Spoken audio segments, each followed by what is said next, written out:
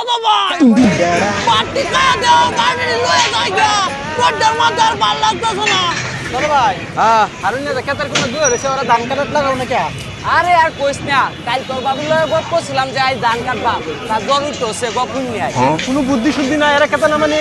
আরে না আমি তো আইতাছি না কোনো বুদ্ধি শুদ্ধি আরে কেতে না মানে শুনো তোমার একটা বুদ্ধি দেয় কালি কত ধানটা কাটা হইলে তোর একটা ব্যবহার দেন তেলে দেখবা জ্বরটা আর ভালো হয়ে গেছে হুমুন্দি কয় কি রে কি কস কাম হইব তো হ্যাঁ কাম হইবো আরে কিছে এবার এবার অন্য একটা গপ করি কিতা কোন ধানটা কাটন জানা আইয়া